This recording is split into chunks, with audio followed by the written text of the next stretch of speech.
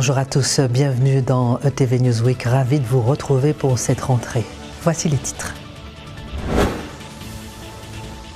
Tous tournés vers la mairie de Bémao, la grève qui scandalise les parents d'élèves prend de l'ampleur.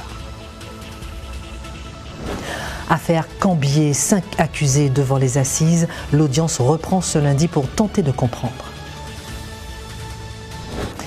Toujours l'incompréhension au Lamentin après le décès d'un homme dans l'incendie de son habitation. La livraison à domicile séduit en Guadeloupe, une application couvre plusieurs villes et correspond à une certaine demande. Juste avant de développer ces titres, on apprend sans grosse surprise finalement que Jacques Bangou est officiellement candidat à la mairie de Pointe-à-Pitre. Candidature annoncée ce vendredi soir lors de la rentrée politique du PPDG, Parti progressiste et démocratique guadeloupéen. Candidature annoncée devant Marcel Sigiscard, premier adjoint au maire, qui lui aussi a déjà annoncé sa candidature il y a 3 semaines. La démission de Jacques Bangou, souvenez-vous, en juillet dernier, était pour éviter la révocation et indiquait déjà, en quelque sorte, en filigrane, sa volonté de se représenter. Le préfet voulait à l'époque le révoquer, procédure extrêmement rarissime, à cause d'un déficit hors norme de plus de 78 millions d'euros. Nous reviendrons sur ces informations, bien sûr, sur ETV. Toujours dans la course au municipal à Bémao, le PPDG soutient Sylvie Chamougon. En clair, Jacques Bangou soutient Sylvie Chamougon contre la liste du maire sortant, Madame Polifonte, liste sur laquelle se trouve le président de région, Harry Chalus. Restons à Bémao. Des enfants ont faim sur place, des parents d'élèves sont inquiets, des écoles sont saccagées, des pompiers sont pris pour cible. Tous sont victimes de la grève des employés de la municipalité qui, pour leur revalorisation salariale, mettent dans une situation très compliquée de nombreuses familles. La maire de Bémao dénonce une prise d'otage. Reportage Anne-Elisabeth Arsène. La grève qui oppose la ville de Bémao et ses agents municipaux a pris une toute autre tournure dès hier après-midi, avec de nombreux barrages aux entrées de la ville. Objectif, retenir toute l'attention de la municipalité. Mais c'est ça nous avons revendiqué, tout l'argent qu'on doit nous. 0,75 là. C'est ça nous avons demandé. Toutes ces gens là, c'est ça nous avons revendiqué. Et maintenant, il faut faire qu'on s'y batte. Il y a un mairie là, il faut trouver une solution. On signe seulement pour faire. Depuis novembre, tout ça nous fait avec pas comprendre. Alors, ça est arrivé, nous arrivons en certain moment, nous que nous fait pas un commune Bémao. Et là nous que dit pas là ça est vérité là. Et mais c'est ça seulement des besoins dit. Après les voitures incendiées de la veille, ce barrage était le seul bloquant l'accès au centre-ville, mais la motivation des grévistes reste intacte. Je dis là, moi personnellement prends la décision qu'il faut nous régler tous ces problèmes là qui passent à Bémao là présent là.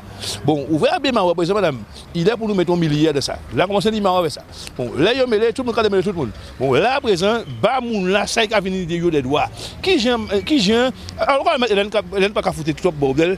Elle bité moun là ba moun bité, il va finir ça. Pourquoi regarder mon n'importe bité? Non, il faut mettre nous sérieux. Il faut mettre nous sérieux là, parce que là, à partir de rentrer dans ça comme ça, faut comme ça. Mais là, c'est pas normal. Jusqu'à maintenant, nous là, nous au calme. Nous au calme là, nous regardons ce qui va passer. Tout bité n'a pas passé bien. Mais il faut mettre du sérieux aussi à bité. Si la situation semblait totalement bloquée à l'issue de ces événements, un protocole de fin de conflit a été signé vendredi matin. Que sortira-t-il du procès pour le meurtre de Bertrand Cambier? Très difficile à dire. Les motivations de la torture et du meurtre du patron de Toyota en Guadeloupe restent toujours floues pour l'instant. Marius Mathieu. Oui, de retour au tribunal de Basse-Terre avec cette semaine l'ouverture d'un procès hors norme. Souvenez-vous de cette affaire. Elle avait bouleversé l'opinion publique ici. En 2016, le 1er janvier, pour être précis, le patron de Toyota en Guadeloupe avait été retrouvé mort sur un terrain vague à Morne-à-l'Eau. Il aurait été enlevé et torturé avant d'être abattu par un tir de fusil dans l'œil. Après de longs mois d'instruction, 6 suspects sont arrêtés, dont le chanteur de bouillon Sick Berry. Certains sont originaires de la Guadeloupe, les autres de la Dominique. Tous se disent innocents. Il n'y aurait d'ailleurs pas de preuves matérielles pour l'heure. L'avocat du principal suspect dénonce même les conditions de détention de son client, encore présumé innocent. Liminaire de ce procès, c'est que voici plusieurs années que M. Daroux est en isolement et détenu particulièrement surveillé au sein du centre pénitentiaire de Bémao. C'est-à-dire qu'il a une incarcération très strictes, dans des conditions à la limite du supportable. Est-ce que nous avons voulu faire en sorte que M. Bendaroux soit celui que l'on décrit, c'était une sorte de bête humaine avant d'arriver à ce procès? C'est qu'il faut que M. Daroux soit traité de façon égale, comme tout accusé. Le procès doit se dérouler dans des conditions saines et que la justice les charge de la preuve ou d'autres éléments qui pourraient ne pas faire supporter l'accusation par M. Daroux soient établis en toute sérénité. Et ce n'est qu'à ce prix-là que la justice sera rendue dans cette affaire qui, évidemment, a troublé l'ordre public. Évidemment, nous sommes sur des faits où la victime, il y a eu mort d'homme. Et donc, ce sont des infractions qui, on peut vraiment bouleverser notre société guadeloupéenne. Mais c'est pour cela que la justice doit encore être plus précautionneuse à ce que les droits de l'accusé soient respectés en tout point, du début à la fin de la procédure.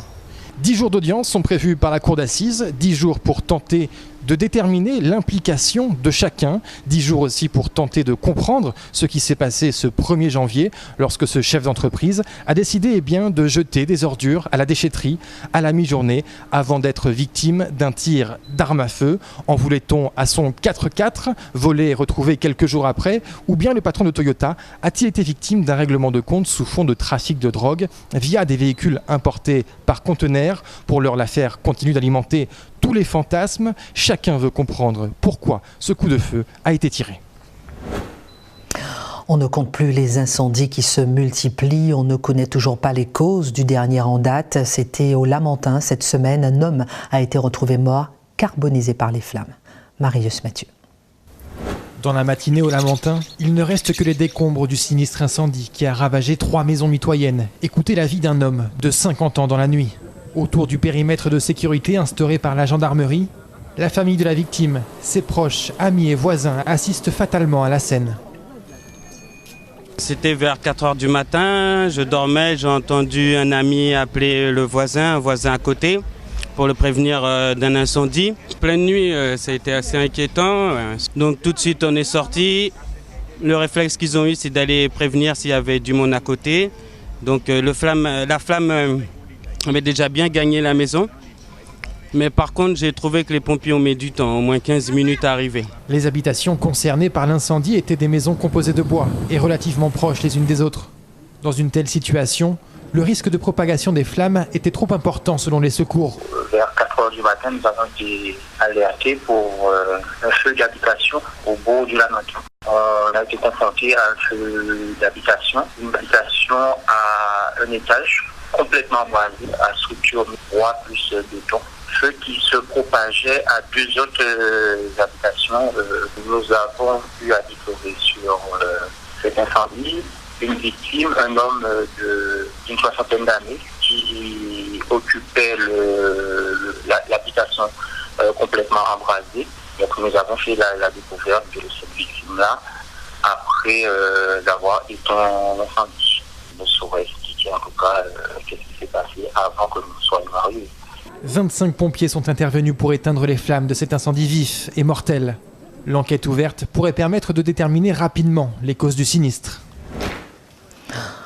On ne compte plus les incendies, mais on ne compte plus non plus les problèmes rencontrés sur les travaux de la ZAC de Fromager à Capesterre-Belle-Eau. 6 mois après un vent de révolte, souvenez-vous des artisans, les commerçants dénoncent cette fois un manque de soutien de la municipalité. Écoutez. À Capesterre-Belle-Eau, le centre-ville a su garder un charme authentique, dans lequel il y fait bon vivre selon les habitants.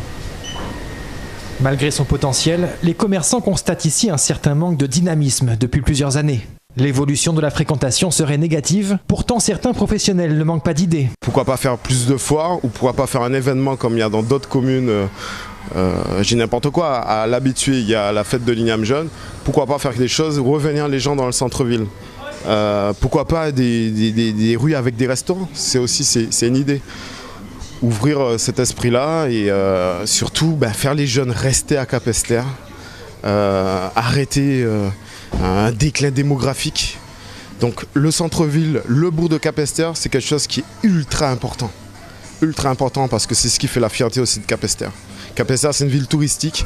C'était un centre-ville où il y avait beaucoup d'activités, il y avait quand même beaucoup de choses qui se faisaient. Alors, il faut se poser les bonnes questions. Pourquoi les gens partent? Et pourquoi les jeunes aujourd'hui n'arrivent pas à se dire qu'on peut faire des choses ici? Moi, je suis un jeune qui fait des choses ici et je pense qu'il faut continuer encore un peu plus là-dessus. Redynamiser le secteur du commerce sur l'ensemble de la commune. Pour cela, la région Guadeloupe a pris l'initiative de la création d'une nouvelle zone d'activité, au lieu dit fromager à Capesterre-Belle-Eau. Si cette initiative s'inscrit dans une volonté de développer la création d'entreprises et de commerces, le chantier de 9 hectares est aujourd'hui à l'arrêt complet. La raison déroute un peu le vice-président du groupement des commerçants sur le secteur. Et malheureusement, aujourd'hui on apprend qu'il y a un arrêté de la municipalité interdisant le passage des camions sur la zone. C'est important pour Capesterre, vous savez, une zone commerciale de 8 hectares de terre, ça ne peut que produire du travail, ça ne peut que fructifier l'économie de la commune qui est moribond. Moi qui suis, je vous dis, commerçant, eh ben, c'est difficile, c'est très difficile. D'ailleurs, tous les commerçants, les artisans se plaignent à Capesterre. Ça pourrait apporter un souffle nouveau, quelque chose de nouveau, et aussi amener du travail pour les jeunes. Parce que Capesterre, je crois que Capesterre, c'est la commune où il y a plus de chômeurs. Ça, il faut le savoir, plus de chômeurs. Donc pour nous, c'était une opportunité de pouvoir aider ces jeunes à trouver un travail, un job, de manière à ce qu'ils puissent assurer leur avenir. Pour cet autre habitant de la commune, sensible au développement économique de la ville, le choix de l'arrêt du chantier est incompréhensible. Nous allons encore reporter plus loin ces travaux où les commerçants, les artisans ont attendu très longtemps un ZAC. Il faut savoir que la ZAC, il y en a pratiquement dans toutes les communes. Et on a pu constater leur développement. Si nous prenons l'exemple de Goyave, à 2 pas de nous, grâce à la ZAC de Goyave, où nous en avons pas mal d'artisans et commerçants capestériens, nous nous posons la question, est-ce que le maire, en prenant cette décision, est pour l'intérêt des capestériens, ainsi que les artisans et les commerçants? Est-ce qu'il est pour l'intérêt du développement économique de cette commune? Le prix total du projet s'élève à plus de 5 millions d'euros. Si la ZAC de Fromager finit par voir le jour, des dizaines de commerçants et artisans de la commune pourraient s'y installer. À l'heure où les débats sur l'écologie font rage, la Guadeloupe, elle, passe aux actions. La centrale photovoltaïque a été inaugurée à Sainte-Rose cette semaine. Produire l'électricité de la façon la plus écologique possible. Reportage Anne-Elisabeth Artsen. Profondément ancrée dans le programme de transition énergétique de la Guadeloupe, cette centrale photovoltaïque avec stockage d'énergie a été inaugurée ce vendredi matin à Sainte-Rose. Ce projet de 3,3 MW va permettre d'alimenter 1800 familles. Il va éviter surtout le rejet de 3700 tonnes de CO2 par an. Donc il s'inscrit pleinement dans cette transition. Et donc ce projet à son échelle contribue puisque avec stockage, il va permettre d'offrir au réseau un signal lissé qui va permettre à EDF d'anticiper les fluctuations de la consommation. Ce sont nos équipes locales qui vont s'occuper de l'exploitation et la maintenance durant les 25 ans d'exploitation pour qu'elles produisent au maximum. Alors, il y a un suivi de la production qui se fait à distance depuis nos bureaux Albioma à Jarry. Si un défaut est détecté, nos équipes viennent intervenir en moins de 2 heures pour régler le souci. Et pour les interventions en cas de défaut, nous faisons appel à des prestataires locaux qui viennent intervenir. Pour nos élus, la concrétisation de ce projet confirme l'importance pour l'archipel de se tourner vers les énergies vertes. Il faut effectivement s'inscrire dans cette dynamique, dans cette volonté politique pour que nous ayons effectivement ce type d'outils sur notre territoire.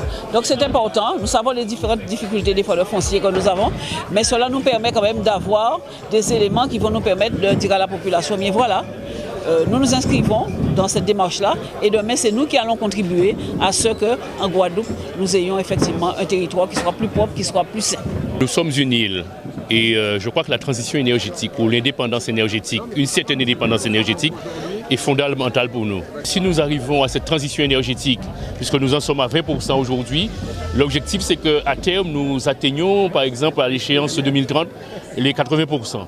Il faut que nous puissions explorer toutes les possibilités possibles qui soient moins polluantes afin que nous puissions arriver à terme à cette indépendance énergétique. Mise véritablement en service fin juin 2019, cette centrale photovoltaïque permettra ainsi d'éviter le rejet dans l'atmosphère d'environ 3750 tonnes de CO2 par an. Nous vous le disions déjà il y a quelques mois que la brume des sables était responsable notamment de naissances prématurées en Guadeloupe. Un nouvel épisode a eu lieu, l'alerte orange a été déclenchée, la pratique du sport dans les écoles a été interdite. Voici les précautions à prendre. Anne-Elisabeth Artsen. De plus en plus présente sous nos latitudes, la brume de sable voile régulièrement nos plus hauts reliefs montagneux. Hier, la qualité de l'air était d'ailleurs particulièrement mauvaise. Effectivement, hier, nous étions au niveau orange de pollution lié à un épisode de poussière désertique qui traversait notre archipel. Et nous avons donc relevé hier en moyenne 73,2 microgrammes par mètre cube sur notre station de mesure de Pointe-à-Pitre. Et aujourd'hui, donc, nous avons une amélioration de la qualité de l'air puisque nous sommes passés en niveau vert lié donc, à notre état de qualité de l'air. Les épisodes de pollution qu'on connaît en Guadeloupe sont essentiellement liés donc, aux brumes de poussière désertique qui proviennent d'Afrique et sont transportées par des vents de haute altitude jusque dans la Caraïbe et notamment donc, en Guadeloupe.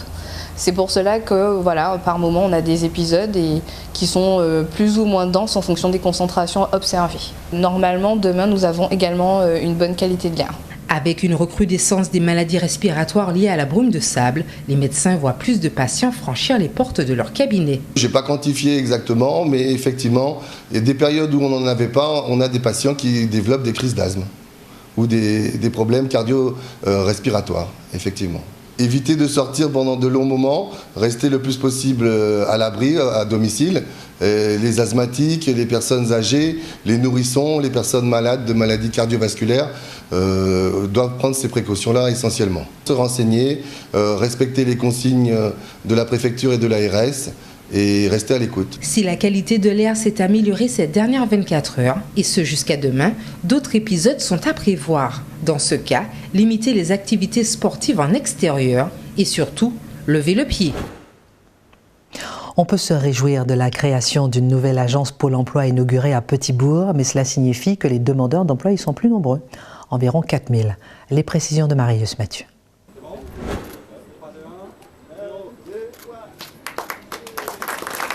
Des applaudissements et des sourires pleins d'espoir ce matin lors de l'inauguration de la nouvelle agence Pôle emploi de Petit-Bourg.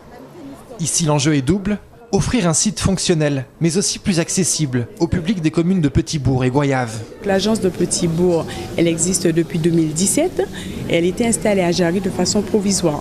Donc l'agence a déménagé en 2019, il y a un peu plus de 2 mois.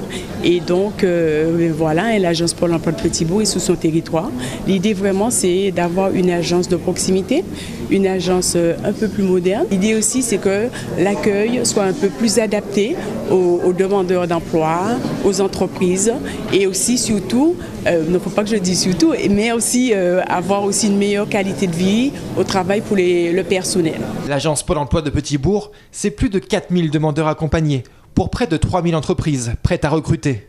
Un bassin d'emploi conséquent, moteur de l'économie locale. Nous, on a mis en place un aménagement du territoire dynamique pour permettre l'implantation des entreprises. C'est déjà le cas à Colin et bientôt ce sera le cas au niveau de Rougeole. C'est plus de 20 hectares qu'on va consacrer à l'implantation des entreprises. Nous avons plus d'une 50aine d'entreprises qui veulent déjà s'installer sur Petit-Bourg. Donc vous comprenez comment un tel outil, un tel instrument est déterminant dans notre politique de développement économique, mais surtout faire en sorte que les petits bourgeois puissent avoir des emplois déterminés, appropriés, et Pôle emploi va nous accompagner dans cette démarche. Faire progresser le taux d'emploi sur l'archipel, le taux de chômage en Guadeloupe est parmi les plus élevés des régions françaises. Alors pour le député Max Mathiazin, pas question de se réjouir, il reste du travail à accomplir pour inverser la tendance. Je suis un petit peu attristé, parce que quand on inaugure un Pôle emploi, ça veut dire qu'on n'a pas progressé forcément dans le problème du chômage. Vous savez que le chômage, c'est 25% de la population depuis des décennies, c'est 50% des jeunes, et en dépit du fait qu'il y ait beaucoup de jeunes qui partent à l'extérieur et qui ne reviennent pas, eh bien, nous savons que le chômage continue d'augmenter ou de stagner toujours à ce même taux. Alors là, il y a une véritable problématique. On constate que le chômage est passé de 10% en métropole, en France hexagonale, à 8,5% aujourd'hui. Or, nous n'avons pas le même frémissement en Guadeloupe. Ça joue un petit peu au yo-yo, mais toujours aux alentours de ces 25% et de 50% de notre jeunesse. La nouvelle agence Pôle emploi de Petit-Bourg est située sur le chemin de Rougeole. 23 agents délivreront un service Pôle emploi dans des conditions optimales où l'humain et le digital se complètent désormais. Zoom sur cette ouverture d'hôtel en Guadeloupe. Non, il n'est pas à Saint-François, ni à Sainte-Anne, ni même à Sainte-Rose. Il est à Saint-Claude. Une belle opportunité touristique pour le sud Basse-Terre qui crée des emplois. Marius Mathieu. D'un côté de l'établissement, une vue imprenable sur la mer. De l'autre, un panorama complet du sommet du volcan de la Soufrière. À Saint-Claude, l'hôtel Saint-Georges ouvre de nouveau ses portes après 3 ans de fermeture. En tout, 34 chambres seront à la disposition de la clientèle et de suite, comme celle présentée aujourd'hui par Georges, l'un des nouveaux valets de chambre. Alors là, nous sommes dans la suite Marie-Antoinette, la chambre 100, au premier étage de l'hôtel Saint-Georges. Cette chambre a pour particularité, elle est assez espacieuse, pas trop de bruit. Vous avez une terrasse qui donne directement sous l'entrée de l'hôtel et qui donne aussi une vue sur la mer. En sachant que dans cette chambre, vous avez 2 terrasses. Et on vient pour se reposer, on vient, pourquoi pas, écrire un livre. Avec ses 3 étoiles affichées et sa situation exceptionnelle au sud de Basse-Terre, l'offre touristique proposée est de qualité et elle n'est pas forcément réservée aux vacanciers. Première idée, c'était déjà de redonner aux Basse-Terriens un outil, aussi bien pour les chambres d'hôtel, mais aussi pour le restaurant, pour organiser leurs événements, de manière à ce qu'ils puissent aller quelque part, parce que c'est vrai qu'il y avait vraiment cette carence. Nous avons tout un espace également lié au restaurant pour les événements. Une salle de sport pour les clients, un espace piscine avec le snack où l'on organise également les petits déjeuners et puis la salle de squash qui est aussi importante puisque seule salle de squash de la Basse-Terre, il y en a déjà peu en Guadeloupe mais il n'y en aura qu'une en Basse-Terre, ça sera celle-là et on attend aussi beaucoup de cet équipement parce que ça permet à la fois de proposer un équipement sportif et aussi de générer des flux pour l'hôtel. Et derrière ces stratégies de développement économique, la région Guadeloupe fournit un accompagnement complet. Pour Harry Chalus, le tourisme participera sans aucun doute à l'essor de l'ensemble de l'archipel dans un avenir proche. J'avais pris un engagement de 2 millions de touristes, mais nous avons déjà dépassé le million. 1 milliard de chiffre d'économie, mais aussi 1 millier d'emplois. Aujourd'hui, c'est 30 emplois ici. Demain, ce sera une vingtaine d'emplois à la Tobana que nous avons accompagné, que nous avons travaillé pour monter en 5 étoiles. Et nous allons l'inaugurer demain. Et au mois de novembre, ce sera le Club Med avec une centaine d'emplois supplémentaires, 150 chambres. Donc voilà, nous sommes sur la bonne voie. Après la Wawak, nous continuerons. Et mon vœu, actuellement, je dis bon, mon vœu, c'est de pouvoir aussi toucher les hôtels de Marie-Galante, parce que Marie-Galante est une île merveilleuse où le touriste se rend. Hier, avant-hier, nous étions 7. Au retour du bateau, il n'y avait pas une place, vu le nombre de touristes qu'il y avait sur le bateau. Donc, il faudrait effectivement qu'il y ait des structures dignes de recevoir le touriste qui vient en Guadeloupe.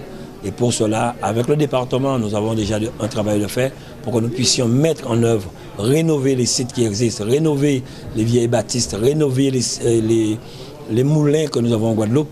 Donc, nous sommes fiers aujourd'hui du travail réalisé. Et je tiens à féliciter tous mes collaborateurs, car c'est une réussite d'ensemble. L'hôtel Saint-Georges à Saint-Claude ouvrira ses portes le 11 octobre 2019. La franchise Mercure officialisée marquera aussi le grand retour du groupe Accor en Guadeloupe.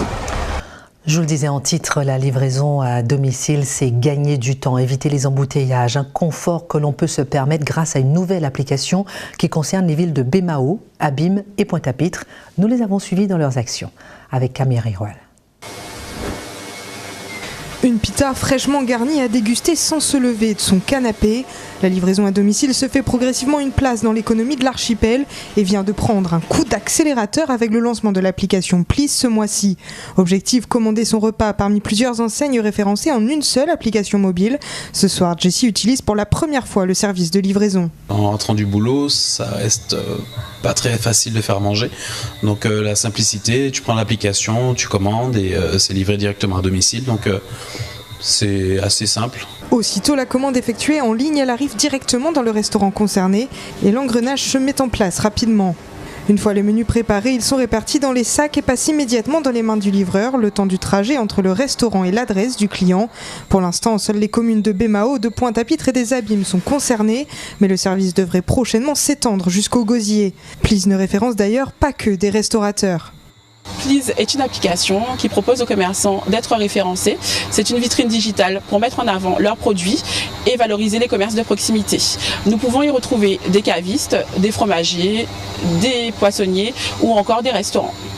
Plus besoin de se déplacer pour profiter de plats fraîchement préparés. Jessie y a désormais goûté et pourrait bien ne plus se passer de ce plaisir. Voilà, c'est la fin de cette édition. Merci beaucoup de nous avoir suivis. Grandissons ensemble sur ETV.